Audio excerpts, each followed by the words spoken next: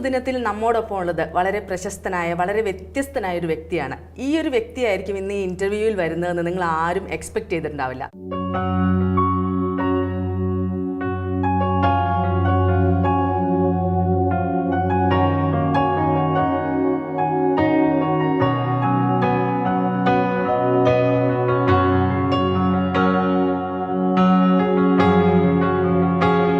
കുറിച്ച് പറയുകയാണെങ്കിൽ യൂട്യൂബിലൂടെയും വാട്സപ്പ് വീഡിയോസിലൂടെ എല്ലാം നമ്മുടെ കുടുംബത്തിലെ ഒരാളായി മാറിയിരിക്കുകയാണ്. മറ്റാരുമല്ല. അധികം വിശേഷങ്ങളിലേക്ക് കടക്കുന്നതിന് മുമ്പ് നമുക്ക് അദ്ദേഹത്തെ പരിചയപ്പെടാം. Father Joseph Puthenpurackal. നമസ്കാരം അച്ഛോ, സ്വാഗതം. അച്ഛനിപ്പോൾ വാട്സപ്പ് വീഡിയോസിലും യൂട്യൂബിലും എല്ലാം അങ്ങ് വൈറലായിട്ട് നിറഞ്ഞങ്ങ് നിൽക്കുവാണ്. അച്ഛൻ്റെ സംസാരങ്ങളും അതിനകത്തൊരു കോമഡി എലമെൻറ്റും എങ്ങനെ പറ്റുന്നു, എങ്ങനെ സാധിക്കുന്നു ഇതിനൊക്കെ? അത് നമ്മുടെ ജീവിത അനുഭവങ്ങളിൽ നിന്ന് കിട്ടുന്ന അറിവുകൾ, പല മനുഷ്യരുമായിട്ട് കണ്ടുമുട്ടുമ്പം കിട്ടുന്ന ചിന്തകൾ, പിന്നെ ഒരുപാട് വായന, പിന്നെ ലോകപരിചയം, ഒരുപാട് രാജ്യങ്ങളിൽ യാത്ര ചെയ്യുന്നു. അവിടുന്ന് ഇവിടുന്ന് കേൾക്കുന്നതെല്ലാം സ്റ്റോർ ചെയ്ത് വെക്കും. അത് എങ്ങനെ ആൾക്കാർക്ക് ഉപകാരപ്രദമായ രീതിയിൽ അവതരിപ്പിക്കാം എന്ന് ഒന്ന് ചിന്തിക്കും. അതിൻ്റെ വെളിച്ചത്തിലാണ് ഇങ്ങനെയൊക്കെയുള്ളത് രൂപപ്പെട്ടു വരുന്നത്. പക്ഷെ ഒരു കാര്യം എടുത്തു പറയാതിരിക്കാൻ പറ്റില്ല, അച്ഛൻ എല്ലാവർക്കും ഭയങ്കര ജനകീയനായി മാറിയിരിക്കുകയാണ്. അതായത് സാധാരണ അച്ഛന്മാർ സംസാരിക്കുമ്പോഴത്തേക്കും ചിലപ്പോൾ രണ്ടഭിപ്രായം വരും. അച്ഛന്മാരെല്ലാം ആര് സംസാരിച്ചിട്ടുണ്ടെങ്കിലും അല്ലെങ്കിൽ ഒരു വ്യക്തി ഒരാളെ ഉപദേശിക്കുകയൊക്കെ ചെയ്യുമ്പോൾ രണ്ടഭിപ്രായങ്ങൾ വരും. അത് അങ്ങനെ വേണോ, അത് ഞാൻ എടുക്കണോ വേണ്ടോ എന്നൊരു സംശയം വരും. പക്ഷെ അച്ഛൻ എല്ലാ കാര്യങ്ങളും പറയുമ്പോൾ അതിനകത്ത് ഭയങ്കരമായിട്ട് ആസ്വദിക്കാൻ പാകത്തിനും അതിൻ്റെ ഒരു തമാശ രീതിയിലും എങ്കിൽ എല്ലാവർക്കും ഉൾക്കൊള്ളാൻ പാകത്തിനാണ് പറയുന്നത്. എങ്ങനെ ഒരു കഴിവ് കിട്ടിയത്, ഇങ്ങനെ ഒരു എല്ലാം ഒരു സരസമായ രീതിയിലൂടെ ഇങ്ങനെ കൊണ്ടുപോകാനായിട്ട്? എനിക്ക് ഒരു ആളുടെ പ്രസംഗമോ ക്ലാസ്സോ കേൾക്കുമ്പം അല്പം ഫലിതമില്ലെങ്കിൽ ഞാൻ ബോറടി. അപ്പോൾ ആ ബോറടി എന്നെ കേൾക്കുന്നവർക്കുണ്ടെന്ന് ഞാൻ മനസ്സിലാക്കണം. അത് വളരെ നല്ല കാര്യം. അപ്പോൾ അതുകൊണ്ട് എനിക്ക് ഒരു കാര്യം അവതരിപ്പിച്ചാൽ എങ്ങനെ സ്വീകാര്യത ഉണ്ടാവുമോ ആ രീതിയിലേ ഞാനും അവതരിപ്പിക്കത്തുള്ളൂ. അല്ലെങ്കിൽ ഒരുപാട് പേരെ വിളിച്ച് വധിക്കുന്നതിന് തുല്യമാണ്. അത് ശരിയല്ല എന്നൊരു തോന്നൽ. അപ്പം അത് കൂടുതൽ എഫക്റ്റീവ് ആകാൻ വേണ്ടി ഒത്തിരി നർമ്മങ്ങൾ വായിക്കും. പിന്നെ ജന്മനാ ഉള്ള ഒരു നർമ്മസിദ്ധിയുണ്ട്, അതിൻ്റെ കൂട്ടത്തിൽ എൻ്റെ കഠിനാധ്വാനമുണ്ട്. അപ്പോൾ എല്ലാം കൂടെ ചേർന്നാണ്. പിന്നെ പലപ്പോഴും പോകുന്ന സ്ഥലങ്ങളിൽ നിന്ന് പിന്നെയും വിളിക്കും. അപ്പം പുത്തൻ കാര്യങ്ങൾ കണ്ടുപിടിക്കണം. അതങ്ങനെ കണ്ടുപിടിച്ചില്ലെങ്കിൽ ഇപ്പം ഒത്തിരി ആൾക്കാർക്കെല്ലാം അറിയാവുന്നതുകൊണ്ട് ചില കാര്യം ഞാൻ വിളിക്കുമ്പോഴേ ആൾക്കാർക്ക് കാണാപ്പാടുമാണ്. അതുകൊണ്ട് പുത്തൻ കണ്ടെത്താനായിട്ട് ശ്രമം. ഈ വായനയും ഒരു ജന്മനാ ഉള്ളൊരു സിദ്ധിയും രണ്ടും കൂടെ ചേർന്ന് ഉള്ള പോക്ക്. പിന്നെ ജനം ഇങ്ങനെയുള്ള കാര്യങ്ങൾക്ക് നൽകുന്ന ഒരു സ്വീകാര്യത അത് നമ്മുടെ ആത്മധൈര്യത്തെ വർദ്ധിപ്പിക്കും. ഇങ്ങനെ അവതരിപ്പിച്ചാൽ അതിന് സ്വീകാര്യത ഉണ്ടെന്നുള്ള ഒരു ധൈര്യം ആൾക്കാർ തരുന്നുണ്ട്. അപ്പം അതെല്ലാം കൂടെ ചേർന്നാണ് ഈ രീതിയിൽ അവതരിപ്പിക്കുന്നത്. അപ്പോൾ ഇപ്പോൾ നമ്മൾ സിനിമയിലൊക്കെ കണ്ടിട്ടുണ്ട്, അല്ലെങ്കിൽ കോമഡിക്ക് ചിലർ പറയും, ഓ ആ അച്ഛൻ്റെ പ്രസംഗം അങ്ങ് ബോറായിരുന്നു കേട്ടോ എന്നൊക്കെ ചിലർ പറയാറുണ്ട്. പക്ഷെ അങ്ങനെയുള്ള എന്തെങ്കിലും അനുഭവങ്ങൾ ഉണ്ടായിട്ടുണ്ടോ? ഒരു ബോറടി എന്നുള്ളത് പറഞ്ഞിട്ടില്ല കേട്ടോ. കാരണം ഞാൻ ആദ്യകാലത്ത് ഞാൻ ഒത്തിരി ആവേശത്തോടെ ഉറക്കെയൊക്കെ പറഞ്ഞ ആളായിരുന്നു. പിന്നെ കുറച്ച് കഴിഞ്ഞപ്പോൾ അങ്ങനെ ഉറക്കെ പറഞ്ഞാൽ 2-3 മണിക്കൂർ കൂടുതൽ തീരുകയായിരുന്നു പിടിയില്ല. അപ്പം പിന്നെ ഒരു സംഭാഷണ മോഡലാക്കുകയും കൂടിനിടയ്ക്ക് തേങ്ങാപ്പീര പോലെ ഇടയ്ക്കിടയ്ക്ക് പലതും കൂടെ കയറ്റിയാൽ മണിക്കൂർ പോകുന്ന ആൾക്കാരെ അറിയില്ല. ഇല്ലെങ്കിൽ നമ്മുടെ സ്റ്റാമിന നഷ്ടപ്പെട്ടു പോകും. നമ്മുടെ സ്റ്റാമിന നഷ്ടപ്പെട്ടു പോകും അല്ലേ? അപ്പോൾ കോമഡി പറഞ്ഞ് അവരെ ആസ്വദിക്കുന്ന കാണുമ്പോഴത്തേക്കും നമുക്കും അതൊരു എനർജിയാണ്. അതാണ് എൻ്റെ പ്രധാനപ്പെട്ട ഇതാണ്. പിന്നെ ആൾക്കാർ പലരും പറയും, ഇങ്ങനെ പറയുമ്പോൾ ഞങ്ങൾക്ക് കൂടുതൽ ഉൾക്കൊള്ളാൻ പറ്റുന്നുണ്ട് എന്ന് ആൾക്കാർ പറയും. അപ്പം അത് നേരം നമുക്കൊരു ധൈര്യം വർദ്ധിക്കുകയാണ് ചെയ്യുന്നത്. ഇപ്പോൾ പല വിഷയങ്ങളെക്കുറിച്ച് പല ജനങ്ങളുടെ അടുത്ത്, പല ആൾക്കാരുടെ അടുത്ത് പല സമയങ്ങളിലാണ് സംസാരിക്കേണ്ടി വരുന്നത്. അപ്പോൾ നേരത്തെ ഈ വിഷയത്തെക്കുറിച്ച് സംസാരിച്ചിട്ടുണ്ടാവും, ഇന്ന വിഷയമാണ് അവിടെ ചെന്ന് സംസാരിക്കേണ്ടതെന്ന് അങ്ങനെ ഒരു പ്ലാനിങ് ഉണ്ടാവുമോ? അവർ പലപ്പോഴും വിളിക്കുന്നത് ഇപ്പം സകല മതങ്ങളിൽ നിന്നും എല്ലാം ഇങ്ങനെ പലപ്പോഴും വിളിക്കുമല്ലോ. വിളിക്കുമ്പം അവർ പറയും ഞങ്ങൾക്ക് കൂടുതൽ അച്ഛനിൽ നിന്ന് കേൾക്കാൻ ആഗ്രഹം കുടുംബജീവിതവുമായി ബന്ധപ്പെട്ട കാര്യങ്ങളാണെന്ന് പറയാറുണ്ട്. അപ്പം അതൊരുങ്ങും. പിന്നെ കൃത്യം ഒരു മതത്തിൻ്റെതാണ്, പിന്നെ ആ മതവുമായിട്ട് ബന്ധപ്പെട്ട കാര്യങ്ങളുടെ അവതരണം. നേരത്തെ പ്രിപ്പയർഡ് ആവുകയൊക്കെ ചെയ്യുമോ വിഷയങ്ങളെക്കുറിച്ച്? ഒരുങ്ങാറുണ്ട് കേട്ടോ, ഒത്തിരി ഒരുങ്ങാറുണ്ട്. ഇപ്പം ഏതൊരു ഗ്രൂപ്പാണോ, ഇപ്പം യൂത്ത് ആണോ, കപ്പിൾസ് ആണോ, ഏത് ഗ്രൂപ്പാണോ അതിന് വേണ്ടുന്ന വിധത്തിൽ ഒരു ജീവനെ തന്നെ ആ രീതിയിൽ അങ്ങ് അവതരിപ്പിക്കാൻ ശ്രമിക്കും. അപ്പം അതിന് ചേർന്ന തമാശകളും പറയും. കാരണം ഈ കാരണവന്മാർ പറയുന്ന തമാശ യൂത്തിനോട് പറഞ്ഞാൽ അത് ക്ലിക്ക് ചെയ്യല. അപ്പോൾ അവർക്ക് അവരുടെ ഭാഷയിലുണ്ട് ജോക്ക്. അപ്പം ആ രീതിയിൽ അത് പറയും. അവരുടെ ഭാഷയെ പറഞ്ഞാൽ കാരണവന്മാർക്ക് ഇഷ്ടപ്പെടുകയില്ല. അപ്പോൾ അവരുടെ പരിമിതി അങ്ങനെയുള്ളത് സെലക്ട് ചെയ്യും, ഏത് പറയണം. പക്ഷേ തമാശ വരുന്നതൊക്കെ പറയുമ്പം കത്തിക്കയറി വരുമ്പം ആ കൂട്ടത്തിൽ പറയുന്നതാണ്. മനസ്സിലെല്ലാം കിടപ്പുണ്ടെന്ന് മാത്രമേ ഉള്ളൂ. എങ്ങനെ ഈ ഇതിനു വേണ്ടി കുറച്ച് കോമഡിയൊക്കെ പറയാനായിട്ട് കോമഡി പ്രോഗ്രാമുകൾ കാണുക, അല്ലെങ്കിൽ കോമിക് പുസ്തകങ്ങൾ വായിക്കുക, അങ്ങനെ എന്തെങ്കിലും ശീലങ്ങളൊക്കെ ഉണ്ടോ? കോമിക്ക് പുസ്തകങ്ങൾ വായിക്കാറുണ്ട്. ഈ പ്രോഗ്രാം കാണുന്നത് നമുക്ക് പറയാൻ പറ്റില്ല, കാരണം ആൾക്കാരെല്ലാം അത് കാണാപ്പാടമാണ്. പിന്നെ എൻ്റെ ഒരുപാട് കോപ്പി അടിക്കാൻ പറ്റത്തില്ല, കാരണം അങ്ങനത്തുള്ള ആൾക്കാർക്കെല്ലാം മനപ്പാടമാണ്. അപ്പോൾ നമ്മൾ യൂട്യൂബിൽ തന്നെ പറഞ്ഞ ചില നല്ല വിറ്റുകൾ വൈറലായത് പറയാൻ പറ്റില്ല, കാരണം ആൾക്കാരെ കാണാപ്പാടമാണ്. പിന്നെ എൻ്റെ ഒരുപാട് സുഹൃത്തുക്കൾ, അച്ഛന്മാരും മറ്റ് മനുഷ്യരും ആത്മാരും ഒക്കെ ഉള്ളവർ, അവരെല്ലാം കിട്ടുന്ന നല്ല നല്ല ജോക്കുകൾ എനിക്ക് അയച്ചു തരും. അപ്പം എന്നിലൂടെ അത് പറഞ്ഞു കേൾക്കാൻ ഇഷ്ടമാണെന്നും പറഞ്ഞു. അപ്പം അങ്ങനെ ഒരു നല്ല സെലക്ഷൻ ഉണ്ട്. അത് തന്നെയല്ല, ഇങ്ങനെ സാധാരണ കേട്ട കോമഡി, നമ്മൾ കേട്ടിട്ടുള്ള കോമഡി ആണെങ്കിൽ അച്ഛൻ സ്വതസിദ്ധമായിട്ടുള്ള രീതിയിൽ അത് പ്രസന്റ് ചെയ്യുമ്പോൾ അതിന് ഒരു പുതുമയുണ്ട്. ശരിക്കും പറഞ്ഞിട്ടുണ്ടെങ്കിൽ ഇപ്പൊ ഏതെങ്കിലും ഒരു കോമഡി പറഞ്ഞിട്ട് അയ്യോ ഇത് പാളിപ്പോയല്ലോ എന്ന് ഇതുവരെ തോന്നിയിട്ടുണ്ടോ? തോന്നിയിട്ടില്ല. ഇതുവരെ എല്ലാം എറിഞ്ഞെടുത്ത് തന്നെ കൊണ്ടു അല്ലെങ്കിൽ ആൾക്കാരനെ പ്രോത്സാഹിപ്പിക്കാൻ വേണ്ടി സഹകരിച്ചാലും ചിരിക്കാറുണ്ട്. പിന്നെ ഒരു കാര്യമുണ്ട്, അച്ഛൻ പ്രസംഗിക്കുമ്പോഴത്തേക്കും അച്ഛൻ്റെ ആ നാവിൻ തുമ്പിൽ നിന്ന് വരുന്ന ആ അല്ലെങ്കിൽ തൊണ്ടയിൽ നിന്ന് വരുന്ന ആ ശബ്ദം മാത്രമല്ല, അച്ഛനെ കണ്ടാലും കുറച്ചു നേരം അങ്ങനെ നോക്കിയിരിക്കും കേട്ടോ. ഞാനൊക്കെ എന്തൊരു മേക്കപ്പ് ചെയ്തിട്ട് എങ്ങനെ ഇരിക്കണേന്ന് അറിയാമോ? അച്ഛൻ ഒരു മേക്കപ്പും ഇല്ലാതെ വളരെ നാച്ചുറൽ ബ്യൂട്ടി ആയിട്ട് എങ്ങനെ ഇരിക്കാം. എങ്ങനെയാ ഈ സൗന്ദര്യം ഇങ്ങനെ നിലനിർത്താൻ പറ്റുന്നത്? അതിപ്പം പ്രത്യേകിച്ചൊന്നും ചെയ്തിട്ടില്ല, ഇങ്ങനെയൊക്കെയാണ് ഞാൻ ഇരിക്കുന്നത്. ഈ മനസ്സിലെപ്പോഴും ഒരു ഊർജ്ജമുണ്ട്, കാരണം ഒരു ചെറുപ്പമുണ്ട് മനസ്സിൽ. അതിരിക്കുന്നതിനാല് മുഖ്യമന്ത്രി ആയിരുന്ന കാലത്ത് പറയുമായിരുന്നു, എത്ര വാർദ്ധക്യമായാലും ഇപ്പം ജനത്തോട് സംസാരിക്കുമ്പം അവരിൽ നിന്ന് വരുന്നൊരു വെയ്വുണ്ട്, ആ ഒരു ടെലപ്പതി നമ്മളിലേക്ക് കടക്കും. അപ്പം അത് നമുക്ക് എപ്പോഴും നമ്മുടെ യുവത്വത്തെ ഒരുപാട് സൂക്ഷിക്കും. അതിനെല്ലാം ഒരു എനർജിയെ കുറിച്ച് പറയുവാണെങ്കിലും അച്ഛൻ്റെ പ്രായമൊന്നും ഞാൻ ചോദിക്കുന്നില്ല കേട്ടോ. പ്രായം പറയുവാണെങ്കിൽ അല്ല, തിരിച്ച് എന്റെ ചോദിച്ചാലോ എന്ന് വിചാരിച്ചിട്ടാ. എനിക്ക് എത്ര വയസ്സാന്ന് ചോദിച്ചു കഴിഞ്ഞാൽ 35 വയസ്സ് കഴിഞ്ഞിട്ട് 18 വർഷമായി. കൊള്ളാം, ഇതാണ് ഞങ്ങൾ പ്രതീക്ഷിക്കുന്നത്. അപ്പോൾ ഇങ്ങനെ അച്ഛൻ്റെ ഒരു എനർജി എന്ന് പറഞ്ഞാൽ ചിലപ്പോൾ ഒരു പ്രസംഗം തുടങ്ങിയിട്ടുണ്ടെങ്കിൽ ഒന്നുമേന്ന് കണക്ട് ചെയ്ത് ഒരു 1.5-2 മണിക്കൂറൊക്കെയുള്ള പ്രസംഗമൊക്കെ ഇരുന്നിരിപ്പിന് കണ്ടിട്ടുണ്ട് ഞാനൊക്കെ. എങ്ങനെ അത്ര എനർജി? ഒരു ഗ്ലാസ് വെള്ളം കുടിക്കാനുള്ള ഗ്യാപ്പ് പോലും എടുത്ത് കാണാറില്ല. അതെങ്ങനെ പറ്റുന്നു? അത് നമ്മൾ ഇത്രയേ ഉള്ളൂ, ഒരു 10 മിനിറ്റാണ് മനുഷ്യന് ശരിക്കും ശ്രദ്ധിക്കാനുള്ള കഴിവ്. ഒരു കാര്യമേ ഇത്ര കടുപ്പം പിടിച്ച വിഷയം നല്ലതാണല്ലോ. 10 മിനിറ്റ് കഴിയുമ്പോൾ അയക്കാനുള്ളത് എന്തെങ്കിലും അതിനകത്ത് ചേർക്കണം. ഒന്നുകിൽ ഒരു പാട്ട്, അല്ലെങ്കിൽ ഒരു ഫലിതം. അങ്ങനെ പോയാൽ പറയുന്ന ആളും ക്ഷീണം അറിയുകയില്ല, കേൾക്കുന്ന ഒരു സമയം പോകുന്നതും അറിയുകയില്ല. അപ്പം നമ്മൾ പറയും മനുഷ്യൻ്റെ ശരീരത്തിൽ ഒരു തരംഗമുണ്ട്, ആൽഫാ തരംഗം. ഈ ആൽഫാ തരംഗം എന്ന് പറഞ്ഞു കഴിഞ്ഞാൽ നമ്മുടെ ഒരു ആത്മീയതയിൽ നിന്നോ അല്ലെ കിട്ടുന്ന ഉണർവുണ്ടല്ലോ, ആ ഉണർവിൽ നിന്ന് വരുന്നതാണ്. അപ്പോൾ ആ ഒരു ആൽഫാ തരംഗം ഉള്ളപ്പം ആ വ്യക്തിയെ കേട്ടിരിക്കാൻ ആൾക്കാർക്ക് മടുപ്പില്ല. അതുകൊണ്ടാണ് പെറ്റതള്ളയോട് വർത്തമാനം പറയുമ്പോൾ മക്കൾക്ക് മടുപ്പില്ല, കാരണം അമ്മയിൽ നിന്നും ആൽഫാ തരംഗമുണ്ട്. അതേസമയം ഭയങ്കര കടുപ്പമായ കാര്യം പറയുന്നവർക്ക് ബീറ്റാ തരംഗമാണ്. അപ്പോൾ അവരെ കേൾക്കുമ്പോൾ കുറേ കഴിയുമ്പോൾ ആൾക്കാർ മടുത്തു പോകും, എഴുന്നേറ്റ് പോകും. ഈ ആൽഫാ തരംഗം നമ്മൾ ഉണ്ടാക്കിയെടുക്കണം. അതിന് നമ്മൾ ചില ടെക്നിക്കുകൾ ഇങ്ങനെയുള്ളതൊക്കെ നമ്മൾ ഉപയോഗിക്കണം എന്നുള്ളത്. ഞാൻ അച്ഛൻ്റെ ശിഷ്യയാവേണ്ടിയിരിക്കുന്നത്, എങ്ങനെയാണ് ആൽഫ തരംഗം നമുക്ക് അങ്ങനെ ഉൾപ്പെടുത്താം നമ്മുടെ ജീവിതത്തിൽ എന്നുള്ളത് ഞാൻ പഠിക്കുന്നതായിരിക്കും ഇവിടുന്ന് പോകുന്നതിന് മുമ്പ്. പിന്നെ ഒരു പ്രത്യേകത പറഞ്ഞിട്ടുണ്ടെങ്കിൽ സാധാരണ അച്ഛന്മാരെ എല്ലാവരും പള്ളിയുടെ സഭയുടെ പ്രോഗ്രാംസ് അങ്ങനെയുള്ളതിനൊക്കെ ആയിരിക്കും കൂടുതൽ വിളിക്കുന്നത്. പക്ഷേ അച്ഛൻ അമ്പലങ്ങളിൽ പോലും പോയി, അതായത് ഒരു സെലിബ്രിറ്റിയുടെ ലെവലിലാണ് ഇപ്പം അച്ഛൻ നിൽക്കുന്നത്. ആ ഒരു സെലിബ്രിറ്റി ലെവൽ എങ്ങനെ ഉൾക്കൊള്ളുന്നു? സന്തോഷം. കാരണം നമ്മൾ ഒരുപക്ഷെ ഇങ്ങനെയുള്ളൊരു സമൂഹമായിട്ട് ബന്ധപ്പെട്ടില്ലെങ്കിൽ മറ്റ് മതങ്ങളെക്കുറിച്ചൊക്കെ ചുമ്മാ മുൻവിധികളാണ് മനസ്സിൽ വെക്കുന്നത്. അപ്പം നമ്മുടെ ഈ ഇടപെടലിന് ശേഷമാണ് നന്മകൾ നമുക്ക് ഉൾക്കൊള്ളാൻ പറ്റുക. ജാതി മതഭേദം. അതെ, ഒരു അച്ഛനെന്ന രീതിയിൽ ഒരു പ്രത്യേക ആളായിട്ട് കാണുന്നവരും എന്നോട് ഇടപെട്ട് കഴിയുമ്പം അതല്ല, എല്ലാവരും ഒരുപോലെയുള്ള തലങ്ങളുണ്ടെന്നുള്ള ഒരു തിരിച്ചറിവ് എല്ലാവർക്കും വരുന്നുണ്ട്. അപ്പോൾ അതേ സ്വീകാര്യത ഇപ്പം ക്രിസ്തു മതത്തിൻ്റെ പ്രോഗ്രാമിൽ തന്നെയല്ല മറ്റു മതങ്ങളുടെ പ്രോഗ്രാമിലും ജനം തരുന്നുണ്ട്. അപ്പം നമുക്കൊരു ധൈര്യം. അപ്പം ഈ സനാതന സത്യങ്ങളെ എല്ലാവർക്കും ആകർഷമായ രീതിയിൽ അവതരിപ്പിച്ചാൽ അവിടെ മതജാതിയുടെ ഒന്നും ഒരു വേർതിരിവ് ആർക്കും തോന്നിയല്ല, എല്ലാവർക്കും സ്വീകാര്യതയായിട്ട് നമുക്ക് മാറാൻ പറ്റുമെന്നൊരു ധൈര്യം കഴിഞ്ഞ കുറേ നാളുകളായിട്ടുണ്ട്. അതെ. പിന്നെ അച്ഛൻ സ്വന്തം ജീവിതത്തിൽ നിന്നുള്ള കോമഡികളും പറയാറുണ്ട്. അതായത് ഞാൻ ഓർക്കുന്നുണ്ട്, ഒരു ദമ്പതികൾക്ക് വേണ്ടിയുള്ളൊരു ഇത് നടക്കുമ്പോഴത്തേക്കും, ഒരു സംസാരം നടക്കുമ്പോഴത്തേക്കും ഒരു കസിനെ കുറിച്ച്, നിങ്ങൾ 2 മക്കളെ ഉള്ളൂ, ഒരു കസിനെ കുറിച്ച്, അതെ, കുമ്പളപ്പത്തിന്റെ കാര്യം. പിന്നെ ലാലേട്ടൻ നല്ല സിമ്പിൾ ലാംഗ്വേജിലാണ് പറയുന്നത് എല്ലാവർക്കും. സാധാരണ അച്ഛന്മാർ സംസാരിക്കുന്നതിൽ നിന്ന് ഇതുവരെ എൻ്റെ ഒരു മുൻധാരണ എന്ന് പറയുന്നത് തെറ്റാണെന്ന് എനിക്ക് മനസ്സിലായി. ഒരു മുൻധാരണ എന്ന് പറയുന്നത് ഇച്ചിരി അച്ചടി ഭാഷ പോലെയുള്ള രീതിയിൽ സംസാരിക്കുമെന്നുള്ള. പക്ഷെ അച്ഛൻ അങ്ങനെയല്ല, അവനാ കാൽച്ചറായി വലിച്ചു കയറ്റി, ആ പാൻറ്റൊക്കെ വലിച്ചു കയറ്റി അങ്ങോട്ട് എന്നുള്ള രീതിയിൽ അത്ര സിമ്പിളാക്കി പറയുന്നുണ്ട്. അത് ശരിക്കും അച്ഛൻ തന്നെ അങ്ങനെ വിചാരിച്ചിട്ട് അങ്ങനെ ചെയ്യുന്നതാണോ? എൻ്റെ അതൊരു ജന്മന അങ്ങനെയാണ് കേട്ടോ. ഞാൻ ഒരുപാട് നാൾ പൊളിറ്റിക്സിലായിരുന്നു. പൊളിറ്റിക്സിൽ നിന്നാണ് സന്യാസത്തിലേക്ക് പോരുന്നത്.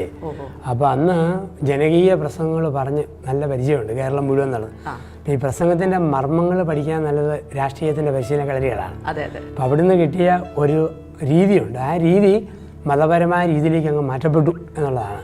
അപ്പം അന്നേരം അത് സാധാരണക്കാരൻ്റെ ഭാഷയിൽ ഒരുപാട് പറഞ്ഞു പഠിച്ചു.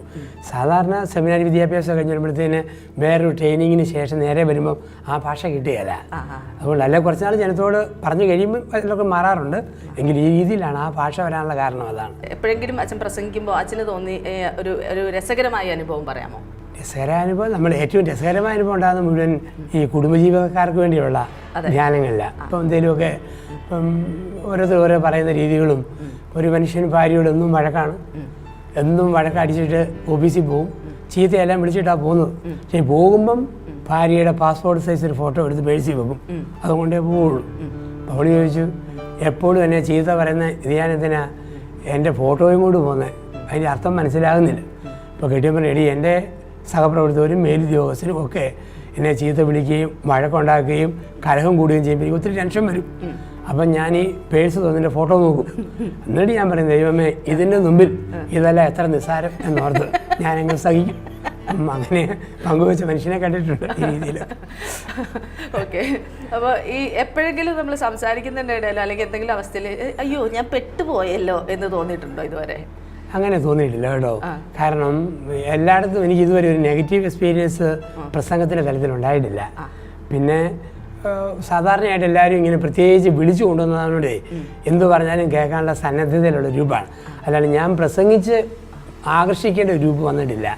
അപ്പോൾ നമ്മൾ എന്തു പറഞ്ഞാലും കേൾക്കാൻ ഉള്ള ഒരു മനസ്സോട് ഇപ്പം പ്രത്യേകിച്ച് ഈ കാലത്ത് അതല്ല അച്ഛനിൽ നിന്ന് പ്രതീക്ഷിച്ചിരിക്കുന്നത് ഇങ്ങനെയുള്ള ഒരു സംസാരമാണ്. അതെ അതെ അതെ. ഞാൻ എപ്പോഴും ഓർക്കുന്നത്, ഞാൻ അമേരിക്കയിൽ ഒരു സ്ഥലത്ത് ധ്യാനിപ്പിച്ചപ്പം ഒരു മനുഷ്യൻ എൻ്റെ അടുക്ക് വന്ന് പറഞ്ഞു, എന്നാലും അച്ഛൻ ഇങ്ങനത്തെ കൂടി പണി കാണിച്ചത് മഹാ മോശമായിപ്പോയി. ഞാൻ ചെയ്തെന്താ, ഞാൻ അച്ഛൻ്റെ മറ്റേതൊരു പ്രസംഗമൊക്കെ കേൾപ്പിക്കാൻ വേണ്ടി ഭാര്യയും കൊണ്ട് വന്നതാണ്. പക്ഷെ അച്ഛൻ ഇത് മുഴുവൻ പറഞ്ഞില്ലല്ലോ, അവളെ കേൾപ്പാൻ വേണ്ടി കൊണ്ടുവന്നതാണ്. അങ്ങനെ പറഞ്ഞ ഒരു കുടിയനെ കണ്ടിട്ടുണ്ട്. അപ്പം ചില അങ്ങനെയുള്ളവരുണ്ട്. എന്നുവെച്ചാൽ അവർക്ക് അവർ പ്രതീക്ഷിക്കുന്നൊരു വകുപ്പുണ്ട്, അത് തന്നെ അല്ലെന്ന് വരിയിൽ ഷോ അത് കിട്ടിയില്ലല്ലോ എന്നൊക്കെ പറയുന്ന ചില രൂപകൾ, അങ്ങനെ ചില മനുഷ്യരെ കണ്ടിട്ടുണ്ട്. അപ്പോൾ ഈ കുടിയന്മാരുടെ കാര്യം പറഞ്ഞതുകൊണ്ട് അങ്ങനെയുള്ളവരൊക്കെ ഉണ്ടാവുമല്ലോ. അപ്പോൾ അവരൊക്കെ ഇങ്ങനെ മാനസാന്തരത്തിന് വേണ്ടി വരും, അപ്പോൾ അങ്ങനെയൊക്കെ ചെയ്യാറുണ്ടോ? അപ്പോൾ അച്ഛൻ അവരോടൊക്കെ എന്താ പറയുന്നത്? കുടിക്കുന്ന ആൾക്കാരോടൊക്കെ എന്താ പറയുക? കുടിക്കുന്നവരോട് പെട്ടെന്ന് നിർത്താനൊന്നും പറയല, കുറയ്ക്കാൻ പറയും. അപ്പം നിർത്താൻ പറഞ്ഞാൽ അവർ ശത്രുവാകും. കുറച്ച് അത് എടുക്കുക, 3 പെഗ്ഗാണ് 2 ആക്ക്, 2 1 ആക്ക്, അങ്ങനെ പറഞ്ഞ് സാവധാനം മാറ്റി നിർത്താനും പിന്നെ ചില ആൾക്കാർ വഴി മരുന്ന് പൊടിപ്പിച്ചുമൊക്കെ ചെറിയ സഹായം ചെയ്യും. പിന്നെ ഇങ്ങനെ കുടിക്കുന്നവർക്ക് വേണ്ടി തന്നെയുള്ള അവരെ കുടി നിർത്തുന്ന ചില കേന്ദ്രങ്ങളുണ്ട്. അവിടെയും ചെന്നിച്ച് അവരെ കുറ്റപ്പെടുത്താതിരുന്നാൽ മതി. ഈ കുറ്റപ്പെടുത്തുമ്പോഴാണ് അരിശമായി. സ്നേഹത്തോടെ കൂടെ നിന്ന് കുറയ്ക്ക് അങ്ങനെയൊക്കെ പറഞ്ഞു കഴിഞ്ഞാൽ തിരുത്തുന്ന ഒരുപാട് പേരുണ്ട്. ഒത്തിരി പേരെ അങ്ങനെ രക്ഷിച്ചിട്ടുമുണ്ട്. അപ്പോൾ ഓരോരുത്തരുടെ പല കാര്യത്തിനും, ഇപ്പോൾ നമ്മൾ കുടിക്കുന്നു എന്ന് പറഞ്ഞ പോലെ തന്നെ പല കാര്യത്തിനും നമുക്ക് ഓരോരുത്തരെ ഉപദേശിക്കേണ്ടിയൊക്കെ വരാറുണ്ടല്ലോ. ഇതുവരെ എപ്പോഴെങ്കിലും തോന്നിയിട്ടുണ്ടോ ഇവൻ നന്നാവാൻ സാധ്യതയില്ല, ഇവനെ ഞാൻ എഴുതി തള്ളേണ്ടി വരുമെന്ന് തോന്നിയിട്ടുണ്ടോ? ചിലരുണ്ടാകും, നമ്മളെത്ര പറഞ്ഞാലും സ്വീകരിക്കുകയില്ല. ഒരാളോട് കുടിക്കരുത് മോശമെന്ന് പറഞ്ഞു അച്ഛനൊന്ന് കുടിച്ച് നോക്ക്, എന്നാൽ അച്ഛനിത് പറയുകയല്ല. അച്ഛനൊന്ന് കുടിച്ച് നോക്കാം. അപ്പം അച്ഛനിതിൻ്റെ രുചി അറിയത്തില്ലാത്തതുകൊണ്ടാണ് എന്നെ ഇങ്ങനെ ഉപദേശിക്കുന്നതെന്ന് മുഖത്ത് നോക്കി പറഞ്ഞവരുമുണ്ട്. ഓ, അങ്ങനെയൊക്കെ പറയുന്നവരുണ്ട്. അപ്പോൾ അച്ഛൻ എങ്ങനെയായിരിക്കും അതൊരു നേരം റിയാക്ട് ചെയ്യുന്നത്? അതായത് എനിക്ക് തോന്നാറില്ല. കാരണം ഞാനോർക്കും, ഞാനിവനെ 5 മിനിറ്റല്ലേ കാണുന്നുള്ളൂ, ഇവനെ കാലാകാലം സഹിക്കുന്ന മെമ്പർനോത്തയുടെ അവസ്ഥ അതോർത്ത് നമ്മളങ്ങ് മാറിപ്പോയി. അവരുടെ വിഷമത്തെക്കുറിച്ച് ആലോചിക്കുമ്പോൾ നമ്മുടെ വിഷമം ഒന്നും അല്ല എന്ന് വിചാരിക്കും. വളരെ നല്ല കാര്യം. പിന്നെ ഇപ്പോൾ നമ്മൾ ഒത്തിരി തരത്തിലുള്ള കോമഡികൾ കേട്ടിട്ടുണ്ട്, ജോക്സ് കേൾക്കുന്നുണ്ട്. അതായത് സർദാർ ഫലിതങ്ങൾ കേൾക്കാറുണ്ട്, അല്ലെ നമ്പൂതിരി ഫലിതങ്ങൾ കേൾക്കാറുണ്ട്, ടിൻറ്റുമോൻ ഫലിതങ്ങൾ. ആഹാ, എന്നൊക്കെ കൂടുതൽ അച്ഛനറിയാവുന്നത്. പിന്നെ സിദി ഹാജി ഫലിതങ്ങൾ കേൾക്കാൻ. പക്ഷെ അച്ഛൻ കോമഡി എന്ന് പറഞ്ഞ്, ഫാദർ കോമഡി എന്ന് പറഞ്ഞ് ഇതുവരെ കേൾക്കുന്നില്ല. അതെന്താ അച്ഛൻ? അവർ വല്ലവരും പല പ്രസാധകരും എന്നോട് ചോദിച്ചിട്ടുണ്ട് പുസ്തകം ഇറക്കാം. ഞാൻ പറഞ്ഞു, എൻ്റെ സ്വരം പോയി പ്രസംഗം നിൽക്കുന്ന കാലത്ത് പുസ്തകം ഇറക്കാം. ഞങ്ങൾക്കായിട്ട് എക്സ്ക്ലൂസീവായിട്ട് ഇതുവരെ പറയാത്ത എന്തെങ്കിലും ഒരു അനുഭവമാണെങ്കിലും അല്ലെങ്കിൽ ആത്മകഥയിൽ എഴുതാൻ വെച്ചിരിക്കുന്ന എന്തെങ്കിലും ഒരു സീക്രട്ട് പറയാമോ? നമ്മളിപ്പം പങ്കുവെക്കാത്ത ഒരു ചിന്തയെന്ന് പറയാനായിട്ട് പ്രത്യേകിച്ച് അങ്ങനെ നമുക്കൊന്നും എടുത്തു പറയാൻ പറ്റുകയില്ല. എങ്കിലും ചുമ്മാ കുടുംബവുമായി ബന്ധപ്പെട്ട ഒരു കാര്യം പറയാൻ പറ്റുന്നത്, ഞാൻ അച്ഛനാണ്, ഒപ്പം ഞാൻ പ്രൊഫഷണലി വക്കീലാണ്, അഡ്വക്കേറ്റാണ്. തിരുവനന്തപുരം ലോ അക്കാഡമിയിൽ നിന്നാണ് ലോ ചെയ്തത്. അതുകൊണ്ട് ഒരുപാട് കേസുകൾ എൻ്റെ അടുത്ത് വരും കോടതിക്ക് പുറത്ത് തീർക്കാൻ വേണ്ടി. അത് ജാതിമത ഭേദമന്യേ പലരും വരും. കാരണം പ്രത്യേകിച്ച് പൈസ കുറവുള്ളവരെ ഞാൻ സഹായിക്കാറുണ്ട്. പിന്നെ കുടുംബ കോടതികളിൽ എൻ്റെ സുഹൃത്തുക്കളായ നല്ല അഡ്വക്കേറ്റ്സ്മാരുണ്ട്, അപ്പോൾ അവർക്ക് ചെയ്തു കൊടുക്കും. ചില കേസ് അവർക്ക് വരുമ്പം കോടതി നീണ്ട കാലം ഇട്ട് അലയ്ക്കാതെ ചിലപ്പോൾ എൻ്റെ അടുക്കിലേക്ക് പറഞ്ഞു വിടും, നോക്കാവും. അങ്ങനെ ഒരു കേസ് സെറ്റിൽ ചെയ്തത് 301 പവനും 35 ലക്ഷം രൂപയും സ്ത്രീധനം കൊടുത്തൊരു വിവാഹം. അപ്പോൾ ഒരു 7 ദിവസം കഴിഞ്ഞപ്പോഴത്തേക്ക് അവർക്ക് പിരിയേണ്ടി വന്നു. അത് വഞ്ചിച്ചിട്ടല്ല, പക്ഷേ ഇവനൊരു അസുഖം ഉണ്ടായിരുന്നു. അവൻ്റെ ഉച്ച മുതൽ താടി വരെ ഭാര്യയ്ക്ക് തൊടാം. വേറെ എവിടെ തൊട്ടാലും അവൻ്റെ ശരീരം ഫ്രീസറിലെ വെള്ളം പോലെ തണുത്തു പോകും. അപ്പോൾ അതവൻ്റെ അസുഖമാണ്. അപ്പോൾ അവൾക്ക് അവനെ ചേട്ടാ ചേട്ടാ എന്നൊന്ന് തോണ്ടി വിളിക്കണമെങ്കിൽ വിരൽ കൊണ്ടരുത്, സ്പൂൺ കൊണ്ടും പോർക്ക് കൊണ്ടും കിളി വിളിച്ചോണം, തൊട്ടാൽ തണുത്തു പോകും. അപ്പോൾ അത് ഒരു ഒരിക്കലും കാണാത്തൊരു കേസ്. ഞാൻ 9 ദിവസം ഇരുന്ന് പറഞ്ഞ് ആ കേസ് തീർത്തു. അവൾക്ക് അനുകൂലമായിട്ട് കുറച്ച് പൈസ എല്ലാം കൊടുക്കുന്ന പോലെയൊക്കെ ആക്കി. അവസാനം ഒരു 50,000 രൂപയുടെ ഗോദ്രജിൻ്റെ ഒരു അലമാരിയുണ്ട്. അപ്പോൾ ഈ അലമാരി അവൻ പറയും നിൻ്റെ ഓർമ്മയ്ക്കായിട്ട് വെച്ചിട്ട് പോകും. അവൾ പറഞ്ഞ ഒരു ഇറുക്കിൽ പോലും ഞാൻ ഇട്ടിട്ട് പോയില്ല. അവസാനം പറഞ്ഞ് രണ്ടുപേരും അലമാരിയും വേണമെന്ന് പറഞ്ഞു പോയി. അത് കഴിഞ്ഞാൽ ഞാൻ എൻ്റെ ആശ്രമത്തിലോട്ട് പോയി. അത് കഴിഞ്ഞ് 1 മാസം കഴിഞ്ഞ് രാവിലെ ഞാൻ പത്രമൊക്കെ വായിച്ച് ചാരികസയിൽ ഇരിക്കുമ്പോൾ ഒരു ശബ്ദം. ഞാൻ നോക്കുമ്പോൾ ആശ്രമത്തിൽ എൻ്റെ മുറിയുടെ വാതിക്കൽ ഒരു മിനി ലോറി പുറത്ത് ഗോത്രത്തിൻ്റെ അലമാര, പെണ്ണിൻ്റെ അപ്പൻ, 3 ചുമട്ടുകാർ. ഞാൻ ചോദിച്ചു ഇതന്നെ അച്ഛൻ പ്രതിഫലമൊന്നും മേടിക്കാതെ ഞങ്ങളുടെ കേസ് തീർത്തതല്ലേ, അതുകൊണ്ട് അലമാരി അവനും വേണ്ട അവൾക്കും വേണ്ട അച്ഛൻ ഇരിക്കട്ടെന്നും പറഞ്ഞു അത് ഇറക്കി വെച്ചിട്ട് പോയി. എൻ്റെ കൂടെയുള്ള അച്ഛന്മാരിന്ന് കുർബാനക്കുപ്പായം നോക്കുന്ന അലമാരി അച്ഛനായി എനിക്ക് ഡൈവോഴ്സിന് കിട്ടിയ ആദ്യത്തെ പീസാണ്. ഇങ്ങനെയുള്ള അനുഭവങ്ങൾ ഒറ്റയും പെട്ടയായിട്ട് ഒത്തിരി ഉണ്ട്. ഇങ്ങനെ ഒന്ന് പറയാനായിട്ട് പറയാനാണ്. ഒരച്ഛനും നല്ല ഒരു വക്കീലിന് ഇതുപോലൊരു വക്കീൽ പീസ് കിട്ടിയിട്ടുണ്ട്. അതൊരു പീസാണ് അത് കിട്ടിയത്.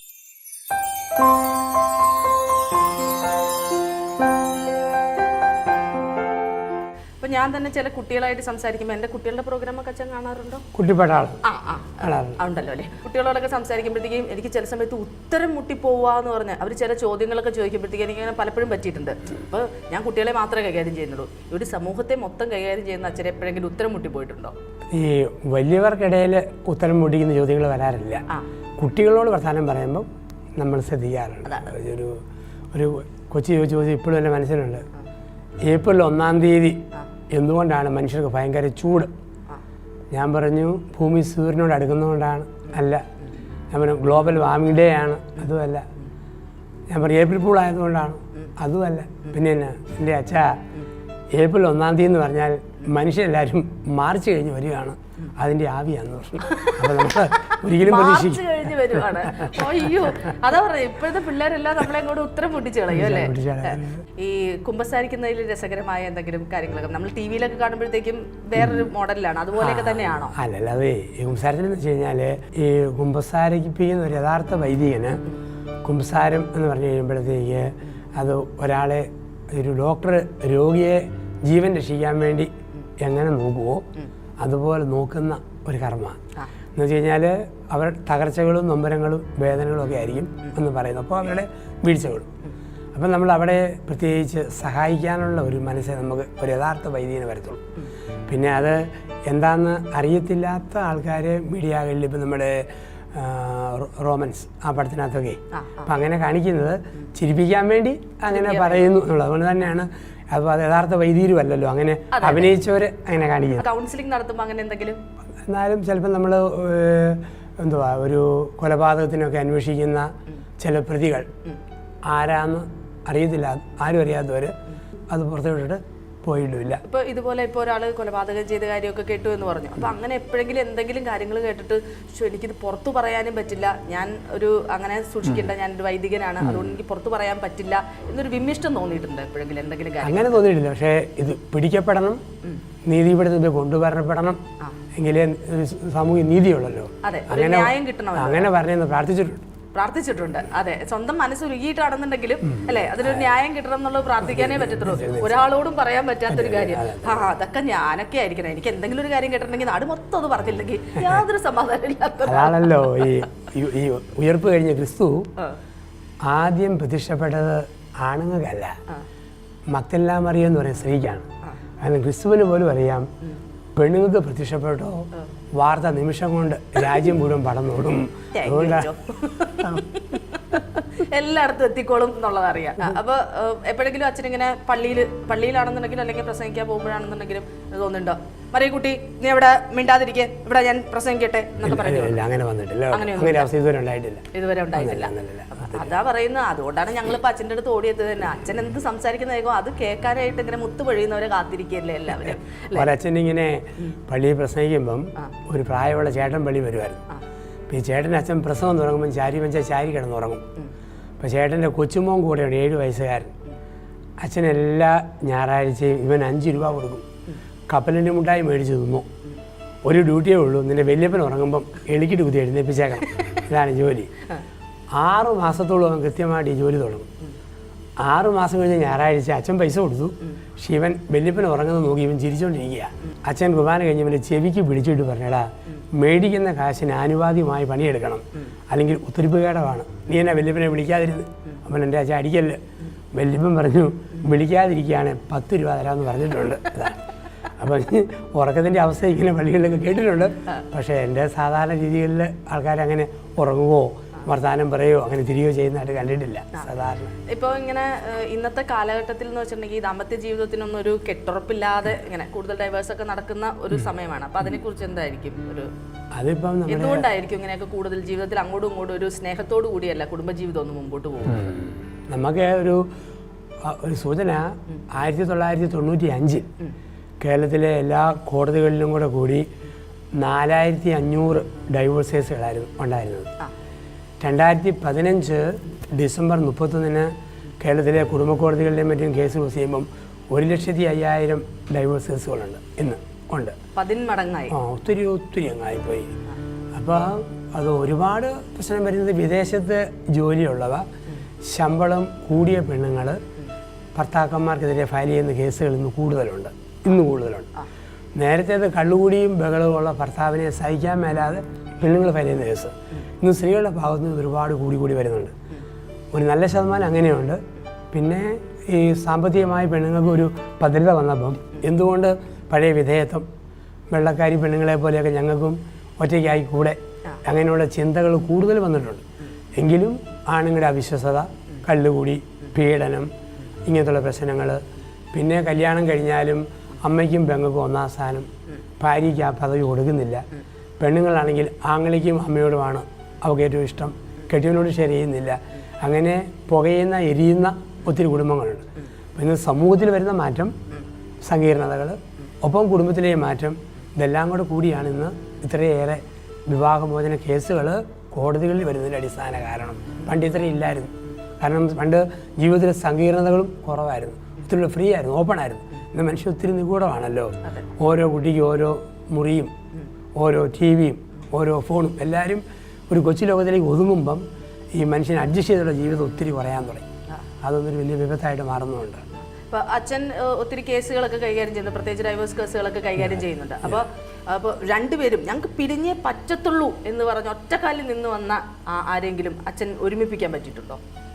ഒരു 2-3 കേസുകളിൽ അവർ കുടുംബ കോടതിയിലും കൂടെ എല്ലാം കഴിഞ്ഞേച്ച് വന്നവർ, ഫയൽ ചെയ്ത് വന്നവർ, അത് അവസാനം ഒരച്ഛൻ പറഞ്ഞു വിട്ടിട്ട് വന്നുകൊണ്ട് ഒരു പ്രത്യേക കേസ് ഓർക്കുന്നുണ്ട്. അവർ ഓസ്ട്രേലിയയിൽ നിന്ന് വന്ന ഒരു കേസ് ഓർമ്മയുണ്ട്. പക്ഷെ പിന്നീട് അവർ ഒന്നിച്ച് പോയപ്പോൾ അതിൻ്റെ ഓർമ്മയ്ക്കായിട്ട് എനിക്ക് തന്ന ഒരു ബാഗുണ്ട്. ഞാൻ ആ ബാഗ് പലപ്പോഴും ഇങ്ങനെ ദമ്പതികളുടെ ധ്യാനത്തിന് പോകുമ്പം ഓർമ്മയ്ക്കായിട്ട് ആ ബാഗ് സാധനമായിട്ട് കൊണ്ടുപോകാറുണ്ട്. അങ്ങനെയുള്ളതുകൊണ്ട് ചിലർ പിരിയുന്ന നല്ലതെന്ന് തോന്നിയിട്ടുണ്ട്. അവരോട് ചുമ്മാ സംസാരിക്കുമ്പോൾ തോന്നും. അപ്പോൾ ഒരു അച്ഛൻ്റെ ഉപദേശമോ പുണ്യമോ ഒന്നുമല്ല, നിയമപരമായിട്ട് അവർ പോകേണ്ടവരാണ്. അപ്പോൾ അവരെ കോടതിയിൽ പോകാനും പറഞ്ഞ് ഞാൻ പറഞ്ഞു വിട്ടിട്ടുമുണ്ട്. എന്തെങ്കിലും മാർഗം കൊണ്ട് ഒരുമിപ്പിക്കാൻ തോന്നും. ഒരു മാർഗ്ഗവും ഇല്ലാത്തതാണെന്ന് വരിയിൽ പിരിയുന്ന നല്ലതെന്ന് തോന്നിയിട്ടുള്ളതുകൊണ്ട് അങ്ങനെയാണ് നിയമപരമായിട്ട് പോകാനും പറഞ്ഞ് ഞാൻ തന്നെ എൻ്റെ സുഹൃത്തുക്കൾ അഡ്വക്കേഷൻ വഴി അത് റെഫർ ചെയ്തിട്ടുണ്ട്. ഡൈവേഴ്സ് കൂടി വരുവാണെന്ന് നമ്മൾ ഉറപ്പിച്ചു. അപ്പോൾ പെണ്ണുങ്ങൾ കാരണമാണോ ആണുങ്ങൾ കാരണമാണോ ഡൈവേഴ്സ് കൂടുന്നത്? ഇത് അറിഞ്ഞിട്ട് വേണം, അച്ഛൻ പറയുന്ന കേട്ടിട്ട് വേണം കല്യാണം കഴിക്കണോ വേണ്ടോ എന്ന് തീരുമാനിക്കാൻ? അതിപ്പം നമ്മൾ ഈ രണ്ടും ഉണ്ട് കേട്ടോ. ഇന്ന് കൂടുതലും സ്ത്രീകളിൽ നിന്ന് കേസുകൾ വരുന്നുണ്ട്. ഇന്നിപ്പം നേരത്തെ കൂടുതൽ പുരുഷന്മാരുടെ കുഴപ്പം കൊണ്ടായിരുന്നു. പക്ഷേ എങ്കിലും ഞാനൊരിക്കലെ നമ്മുടെ ശ്രീനിവാസനും ഞാനിവിടെ ബാംഗ്ലൂരിൽ നിന്ന് കേരളത്തിലേക്ക് വരിക, നടൻ. അപ്പം ശ്രീനിവാസൻ ഇങ്ങനെ ഷെയർ ചെയ്യായിരുന്നു, അച്ഛാ ഇന്നത്തെ ലോകത്ത് ഒരു സ്ത്രീ അമ്മയും അപ്പനെയും ആങ്ങളമാരെയും കുടുംബത്തെ എല്ലാം വിട്ടു വരുമ്പം ഇതെല്ലാം കൂടെ കൊടുക്കേണ്ടവനാണ് ഭർത്താവ്. അത് പലതും കൊടുക്കാൻ ഭർത്താവ് പരാജയപ്പെടുമ്പോഴാണ് സ്ത്രീ റിയാക്ട് ചെയ്ത് തുടങ്ങുന്നത്. അപ്പോൾ സ്ത്രീകൾ പല പല കേസുകൾക്ക് മുമ്പോട്ട് വരുമ്പോഴും ആണുങ്ങളുടെ ഭാഗത്തുള്ള പരാജയം അതിൻ്റെ പുറകിലുണ്ട്. ചിലപ്പോൾ സ്ത്രീകളായിരിക്കാം ഫയൽ ചെയ്യുന്ന കേസ്, പക്ഷേ ആണുങ്ങളുടെ ഭാഗത്തെ വീഴ്ചകളും ഉണ്ട്. അപ്പം രണ്ട് ഭാഗത്തും ഈ പ്രശ്നമുണ്ട്. എങ്കിൽ ഇന്ന് സമ്പത്ത് ശമ്പളമൊക്കെ കൂടി അല്പം മുൻതൂക്കം വരുന്ന സ്ത്രീകൾക്ക് അല്പം ഒരു ധിക്കാരവും ഒക്കെ ഇന്ന് പഴയതിനേക്കാൾ കൂടുതലുണ്ട്. പക്ഷെ അവരെ അങ്ങനെ കുറ്റപ്പെടുത്താൻ പറ്റിയല്ല, എങ്കിലും കൂടുതലുണ്ട്. കോടതി കേസ് എടുക്കുമ്പം ഒരുപാട് കുടുംബ കോടതി കേസ് വരും. അങ്ങനെയുള്ള കേസുകൾ നമ്മൾ കൂടുതൽ കാണുന്നുണ്ട്. പിന്നെ ആണുങ്ങളുടെ പരുഷമായ പെരുമാറ്റം, ഒരു മര്യാദയില്ലാത്ത ഇടപെടൽ, അങ്ങനെ പലതും അതൊക്കെ ഭയങ്കര നമ്മൾ നോക്കേണ്ട കാര്യങ്ങൾ അതെല്ലാം ഉണ്ട്.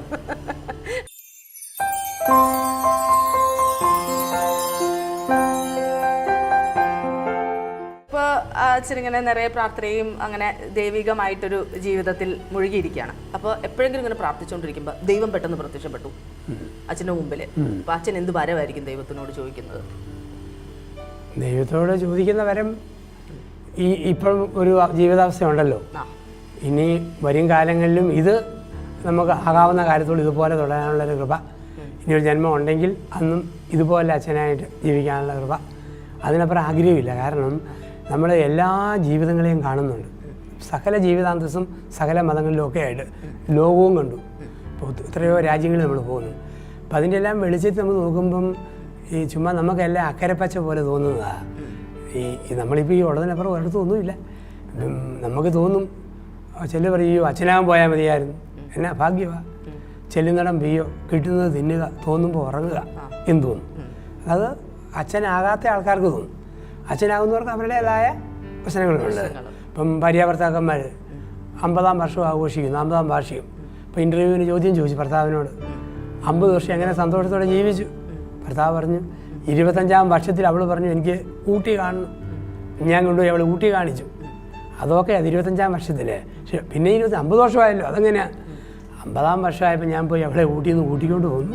അങ്ങനെയാണ് 50 വർഷക്കാലം ജീവിച്ചത്. അങ്ങനെ ഒരു സ്വസ്ഥമായിട്ട് രണ്ടിടത്താണ് ജീവിച്ചത്. അപ്പോൾ എല്ലാ ജീവിതത്തിലും അതിൻ്റെ ഫലങ്ങളുണ്ട്. അപ്പോൾ അതുകൊണ്ട് ഏതെങ്കിലും ഒന്നും മെച്ചപ്പെട്ടാന്ന് ഒരിക്കലും പറയാൻ പറ്റുകയില്ല. ഏൽപ്പിക്കപ്പെട്ട ജോലി നൽകപ്പെട്ട സമയത്ത് വിശ്വസ്തയോടെ നിറവേറ്റി, അതേത് പണിയാണേലും അവിടെ അതാണ് നന്മ. അപ്പോൾ അടുത്തൊരു ജന്മം ഉണ്ടെങ്കിലും അച്ഛനായിട്ട് തന്നെ മുമ്പോട്ട് പോകണം എന്നാണ്. ഇതുകൂടി കപ്പുച്ചിൻ സഭയിലെ അച്ഛനായിട്ട് ഇതുപോലെ പോകണമെന്നാണ് ആഗ്രഹം. ഇതുപോലെ തന്നെ. ഓക്കെ. ഇപ്പോൾ ഇന്നത്തെ ഒരു ട്രെൻഡായിട്ട് നമ്മൾ കാണാണ്, നമുക്ക് പറയുമ്പോൾ തന്നെ വളരെയധികം സങ്കടമുള്ളൊരു കാര്യമാണ്. പ്രായമായ അപ്പച്ചനെയും അമ്മച്ചിമാരെയും എല്ലാവരെയും വീട്ടിൽ നിന്ന് നടതള്ളുക, ഇല്ലെന്നുണ്ടെങ്കിൽ ഏതെങ്കിലും അനാഥാലയത്തിൽ കൊണ്ടുവന്ന് ആക്കുക. അങ്ങനെ ഒരു പ്രവണത ഇപ്പോൾ നമ്മുടെ സമൂഹത്തിൽ കൂടി വന്നുകൊണ്ടിരിക്കുകയാണ് അല്ലേ? അത് എന്തുകൊണ്ടാണ് അങ്ങനെ ഒരു ഫാമിലി ആയിട്ടൊരു അറ്റാച്ച്മെൻറ്റ്, അല്ലെങ്കിൽ നമ്മളെ പെറ്റ് വളർത്തിയ അച്ഛനമ്മയല്ലേ എന്നൊരു ഇതൊന്നും ഇല്ലാത്തത് എന്തുകൊണ്ട്? അത് ലോകത്തിൽ വരുന്ന ഒരു മാറ്റമാണ്. അതായത് ഇന്ന് ഇൻഡിവിജ്വലിസം വളർന്നു വരികയാണ്, വ്യക്തിയുടെ ഊന്നൽ. പണ്ട് കുറച്ചുകൂടി ഒരു സൊസൈറ്റിക്കായിരുന്നു ഊന്നൽ, കുടുംബം ഈ രീതിയായിരുന്നു. അവിടെ മുത്തച്ഛനെ മുത്തശ്ശി അപ്പനമ്മ ഒരുമിച്ച് ജീവിച്ചൊരു കുടുംബത്തിൽ കൊണ്ടും കൊടുത്തുമൊക്കെ വളർന്നു വന്നു. ഇന്ന് അംഗസംഖ്യ വളരെ കുറഞ്ഞപ്പോഴത്തേക്ക് ഈ കൊണ്ടും കൊടുത്തും വളരാനുള്ള അന്തരീക്ഷം ഒരുപാടങ്ങ് മാറിപ്പോയി. എല്ലാവരും സ്വാർത്ഥതയിൽ വളർന്നു വരുന്ന ഒരു ലോകത്തിലാണ് നമ്മളിന്ന് ജീവിക്കുന്നത്. ഈ സ്വാർത്ഥതയുടെ ലോകമാണ്. അപ്പം അങ്ങനെയുള്ള ലോകം വന്നു കഴിയുമ്പോഴത്തേക്ക് കുറച്ച് കഴിയുമ്പം അവൻ്റെ ലോകത്തേക്ക് ഒതുങ്ങുക. അവന് പണ്ട് ഒരു വീട്ടിൽ ഒരുമിച്ച് കുറേ പേരൊക്കെ കിടന്നപ്പോൾ ഉണ്ടായിരുന്ന ഒരു രീതിയുണ്ട്, ഒരു പങ്കുവയ്ക്കൽ രീതി. അതിന്നങ്ങ് മാറി. ഇന്ന് ഒറ്റയ്ക്ക് എല്ലാം ജീവിച്ച് വരുമ്പം അപ്പനും അമ്മയൊക്കെ ഒരു ശല്യമായിട്ട് മാറുക. പണ്ട് കാരണവന്മാരെ ഒരു ഭാഗ്യമായിട്ട് കാണാൻ പഠിപ്പിച്ചു, പക്ഷെ ഇന്ന് ഒരു ഭാരമായിട്ടാണ് പഠിപ്പിച്ചു വരിക. ഇങ്ങനെയൊക്കെ ചെയ്യുന്നവരോട് അച്ഛൻ എന്താ പറയാനുള്ളത്? അവരോട് പറയാനുള്ളത്രേ ഉള്ളൂ, ഇന്ന് കാരണവന്മാർ ഈ അവസ്ഥയാണെങ്കിൽ നാളെ നിങ്ങൾ ഈ അവസ്ഥയിലെത്തും. അപ്പം നിങ്ങളുടെയൊക്കെ കുഞ്ഞുങ്ങൾ ഇന്ന് നിങ്ങൾ ചെയ്യുന്നത് കണ്ടാണ് പഠിക്കുക. അപ്പം നമ്മളിന്ന് എന്ത് കാരണവന്മാർക്ക് വേണ്ടി ചെയ്യുന്നോ അത് നമുക്ക് ആവർത്തിക്കും. അതുകൊണ്ട് ദയവ് ചെയ്ത് മാതാപിതാക്കളെ ബഹുമാനിക്കുക, കരുതൽ കൊടുക്കുക, കഷ്ടപ്പെട്ടാലും അവരെ നമ്മൾ സംരക്ഷിക്കുക. അത് നമ്മുടെ കുഞ്ഞുങ്ങൾ കണ്ടുപഠിക്കുമ്പം ആ ആദരവും ബഹുമാനവും നമ്മുടെ മക്കൾക്ക് നമ്മളോടും തോന്നും. ഈ ഒരു രീതി ഇപ്പോഴും ഒരു 80 വയസ്സുള്ള അപ്പൻ പത്രം വായിക്കുന്നു, 4.5 വയസ്സുള്ള പേരക്കുട്ടി പറയുകയാണ്, ഒന്ന് കണ്ണടയ്ക്കാവോ? അതിനകത്തിനാണ് കളിക്കാനാണോ? കണ്ണടച്ചാൽ പറയാം, കളിക്കാനാണോടെന്ന് ചോദിച്ചു. കണ്ണടയ്ക്ക്, പത്രവായന കഴിഞ്ഞിട്ട് കണ്ണടയ്ക്കാം. പത്രം വായിച്ചു, വല്യപ്പൻ കണ്ണാടി ഊരി കണ്ണടച്ചു. അവനടുത്ത് നിന്ന് കണ്ണലൊക്കെ പിടിച്ചു നോക്കി. ശരിക്കും അടച്ചാലല്ലേ അടച്ചു. ഓ, ഇനി ഞങ്ങളുടെ വീട്ടിൽ സമാധാനമായെന്നാണ് തോന്നുന്നു. അതന്നെ എന്നും കിടക്കാൻ നേരത്ത് മമ്മി പപ്പായോട് പറയുന്ന കേൾക്കാം, വല്യപ്പൻ്റെ കണ്ണടഞ്ഞാലേ ഈ വീട്ടിൽ സമാധാനം ഉണ്ടാവൂ. അപ്പോൾ സംസാരം മക്കൾ കണ്ടുപഠിക്കുന്നുണ്ട്. അത് നോക്കി വേണം ചെറുപ്പക്കാർ ദമ്പതിമാർ അവരുടെ കാരണവന്മാരോട് ബന്ധപ്പെടാൻ. ഈ രീതി നമ്മൾ പറയാറുണ്ട്. ഇപ്പം കെട്ടി വരുന്നൊരു പെണ്ണ്, അപ്പോൾ അവളും കൂടെ ഈ ഒരു രീതി മനോഭാവം എടുക്കുന്നവളാണെന്നൊരു തീർച്ചയായിട്ടും പിന്നെ കുടുംബത്തിൽ അപ്പനും അമ്മയ്ക്കും പിന്നെ റോളില്ല. അതായത് ചില സ്ത്രീകൾ സാരമില്ല, എൻ്റെ അമ്മയും അപ്പനെന്ന പോലെ ഭർത്താവിൻ്റെ അപ്പനെയും നമുക്ക് നോക്കണം എന്നൊക്കെ പറഞ്ഞ് വരുന്ന കുടുംബത്തിൽ ഇന്നും ആ ഒരു പ്രശ്നം വരുന്നില്ല. ഗ്രാമങ്ങളിൽ ഇന്നും പഴയതുപോലെയാണ് തുടർച്ച. നഗരങ്ങളിലാണ് ഇങ്ങനെയുള്ള രീതികളിൽ നിന്ന് വർദ്ധിച്ചു വരുന്നത്. എന്നാലും പഴയതിന് അത്രയൊന്നും അപ്പനോടും അമ്മയോടൊക്കെ ഒരു സ്നേഹവും ആദരവും ഒക്കെ അത്രയില്ല. ഒരു മകൻ കൊണ്ടുവന്ന് വന്നു മുതൽ അവൻ്റെ അമ്മയും ഇവളും കൂടെ ഭയങ്കര പോര്. ഒരു വർഷമായിട്ട് ഒരു രക്ഷയില്ല. അവസാനം ഇവൻ തീരുമാനിച്ച് ഇവരെ ഇസ്രായേലിൽ നിന്ന് കൊണ്ടുപോകാം. അപ്പം ക്രിസ്തീയ വിശ്വാസം, അപ്പം അവിടെ ബേത്ലഹേമും കാൽവരിയും ഒക്കെ ഒന്ന് കാണിക്കാം. 1.5 വർഷത്തെ സഹനത്തിന് ശേഷം അമ്മയും ഭാര്യയും കൂടി അവിടെ ചെന്നു. 5-ാം ദിവസം ബേത്ലഹേമിൽ വെച്ച് അറ്റാക്കായിട്ട് അമ്മ മരിച്ചുപോയി. അപ്പം അവിടെ ഒരു നിയമമുണ്ട്, $500 കൊടുത്താൽ തീർത്ഥാടകർക്ക് ഒരു കല്ലറ കിട്ടും, അവിടെ അടക്കാം. പക്ഷെ നാട്ടിൽ കൊണ്ടുവരണമെങ്കിൽ ഒരു 5-6 ലക്ഷം രൂപയിലും ആവും. ഇവനോട് ഏതായാലും ഭാര്യയ്ക്ക് അമ്മയോട് വലിയ താല്പര്യമൊന്നുമില്ല. അതുകൊണ്ട് കാര്യം ചെയ്യാം, അമ്മ ഇവിടെ തന്നെ അടക്കിയേക്കാം. അവൻ ചോദിച്ചു, ഇവിടെ അടക്കട്ടേടി?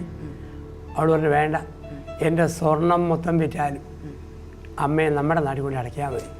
ഇന്നലെ ഇത്രയും വലിയ സ്നേഹം എന്നാടി, നാട്ടിൽ ചീത്തവിളിയും പോരൂത്തുമാണല്ലോ. 5 ദിവസം കൊണ്ട് ഇത്രയും വലിയ മാറ്റം വന്നു. ഒന്നുമല്ല എടി, എന്നാൽ ഇവിടെ തന്നെ അടക്കാം, കാശിലാവും, പിന്നെ അടയ്ക്കാലും പിന്നെ നീ അവിടെ പ്രാർത്ഥിക്കാൻ വല്ലതും പോവോ? ഇവിടെ തന്നെയായിട്ട് വേണ്ട, പറമ്പ് പണയം വെച്ചാലും അമ്മയെ നാട്ടിൽ അടയ്ക്കാൻ മതി. ഇവൻ പറഞ്ഞു, എടി ഇത്രയും വലിയ സ്നേഹം ഉണ്ടായിരുന്നെങ്കിൽ കല്യാണത്തിൻ്റെ 2-ാം മാസം തന്നെ നിങ്ങളെ കൊണ്ടുവന്നേനല്ലോ, ഇപ്പം എന്തൊരു മാറ്റം? അവിടെ പറഞ്ഞു, മാറ്റം കൊണ്ടൊന്നുമല്ല മനുഷ്യ, ഇത് നാട് ഇസ്രായേലാണ്, വിശുദ്ധ നാട്. 2000 വർഷം മുമ്പ് ഒരുത്തിനെ കുഴിച്ചിട്ടിട്ട് 3-ാം ദിവസം പൊങ്ങി വന്ന സ്ഥലമായത്. എൻ്റെ അമ്മ സ്ഥിരം കിടക്കുമെന്ന് ഉറപ്പുള്ള കേരളത്തിൽ കൊണ്ടുപോയി അടയ്ക്കാൽ മതി, ഇവിടെ അടക്കുന്ന പ്രശ്നമേ ഉദിക്കുന്നില്ല. ഈ ഈസ്റ്റർ എഗ് എന്ന് പറയുന്നത് എനിക്ക് അറിയാൻ പാടില്ലാത്തതുകൊണ്ട് ഈസ്റ്റർ എഗ് എന്ന് പറയുന്നത് എന്താ? ഈസ്റ്റർ എഗ് എന്ന് പറയുന്നത് ഈ ആദിമ ക്രൈസ്തവ കാലഘട്ടങ്ങളിൽ മനുഷ്യരെ അടക്കിയിരുന്നത് ഈ മുട്ടയ്ക്കകത്ത്, മുട്ട പോലുള്ള കലങ്ങളിൽ കുടങ്ങളിലായിരുന്നു. അപ്പം ഒരു മുട്ടയുടെ തോട് കൊത്തിപ്പൊട്ടിച്ച് കുഞ്ഞ് വരുന്നത് പോലെ മരിച്ചവരെല്ലാം ഉയർത്തെഴുന്നേറ്റ് വരും. അപ്പം അതിനുള്ള സൂചനയായിട്ടാണ് ഈ മുട്ടയുടെ ഷേപ്പിലുള്ള വലിയ മൺകലങ്ങളിലൊക്കെ അടങ്ങിയിരുന്നത്. അപ്പം ഒരു എഗ്ഗ് എപ്പോഴും ഒരു കോഴിക്കുഞ്ഞ് വിരിയുന്നതിൻ്റെ സാധ്യതയാണ്. അപ്പം മനുഷ്യൻ മരണം കൊണ്ട് തീരുകയില്ല, അവനെ അടക്കിയെടുത്തുനിന്ന് വീണ്ടും അവനൊരു ഉത്ഥാനമുണ്ട് എന്നുള്ള ഓർമ്മ ഇതിനകത്ത് അടിസ്ഥാനപരമായിട്ടുണ്ട്. അതേ സമയത്ത് പിന്നീട് ഇതൊരു ഗിഫ്റ്റ് കൈമാറ്റം ചെയ്യുന്ന പോലെ ഇപ്പൊ ഒരു ന്യൂ ജനറേഷൻ ട്രെൻഡായിട്ട് വന്നിരിക്കുകയാണ്, എനിക്ക് ഈസ്റ്റർ എഗ് കിട്ടിയിട്ടോ എന്നൊക്കെ പറയുന്നത്. അതങ്ങനെ വന്നതാണ്, അടിസ്ഥാനം ഇങ്ങനെയുള്ള ചിന്തകളിൽ നിന്നാണ് ഇതൊക്കെ വരുന്നത്. കേക്ക് അച്ഛൻ പറഞ്ഞപ്പോൾ ഇതുപോലുള്ള കാര്യങ്ങളൊക്കെ നമുക്ക് മനസ്സിലായത് അല്ലേ? അല്ലെങ്കിൽ ഈസ്റ്റർ എഗ് കിട്ടിയോ അല്ലെങ്കിൽ ഒരു ഗിഫ്റ്റ് കിട്ടിയോ എന്നുള്ള രീതിയിലാണ് എല്ലാവരും കണക്കാക്കുന്നത്. ഇതിന് പിന്നിൽ ഇതിന് മാത്രം ഒരു കാര്യങ്ങൾ ഉണ്ടെന്നുള്ളത് ഇപ്പോഴാണ് മനസ്സിലായത്. വിശ്വാസ ചരിത്രമുണ്ട്, അതിന്റെ വെളിച്ചത്തിൽ അങ്ങനെ വരുന്നത്. മിക്കവാറും അച്ഛന്മാരെല്ലാവരും കുഞ്ഞാടുകളെ എന്നുള്ളൊരു വിളിയുണ്ട്. അതെന്താ അതങ്ങനെ കുഞ്ഞാടുകളെ വിളിക്കുന്നത്? അത് ക്രിസ്തു ഇടയനും ശിഷ്യഗണം ആട്ടുംപറ്റുമായിട്ടാണ് ബൈബിൾ പഠിപ്പിക്കുന്നത്. അപ്പം ഇടയനായ ക്രിസ്തു കുഞ്ഞാടുകളെ മേയ്ക്കുന്ന പോലെ ശിഷ്യഗണത്തെ കൊണ്ടുപോയി. അപ്പം അതുകൊണ്ട് ക്രിസ്തുവിൻ്റെ തുടർച്ചയായിട്ട് സഭയിൽ ഒരു പുരോഹിതൻ നിൽക്കുമ്പം ആ പുരോഹിതൻ നയിക്കുന്ന ജനത്തെ ആട്ടുംപറ്റുമായിട്ടാണ് വിളിക്കുക. അപ്പം സാധാരണ അച്ഛന്മാർ കുഞ്ഞാടുകളെന്ന് പറയാറില്ല, അപ്പം ആട്ടുംപറ്റൊന്നും പറയാറില്ല. പക്ഷെ എപ്പോഴോ എവിടെയെങ്കിലും ഒരിക്കൽ പറഞ്ഞിട്ടുണ്ടാകാം. അത് പിന്നീട് മീഡിയയിൽ വന്നാണ് ആ ഒരു ശൈലി അങ്ങ് മാറി എന്നുള്ളതേ ഉള്ളൂ. സാധാരണ ഒരിക്കലും എവിടെയെങ്കിലും ഒരിക്കലും ഒരു പ്രസംഗത്തിലൊന്നും അങ്ങനെ ഒരച്ഛനെ വിളിക്കുന്നതായിട്ട് നമ്മൾ കേൾക്കുക. പണ്ടെങ്ങാനും വിളിച്ചോന്നും അറിയത്തില്ല, എങ്കിലും ഈ കാലങ്ങളിലൊന്നും ആരും പറയാറില്ല.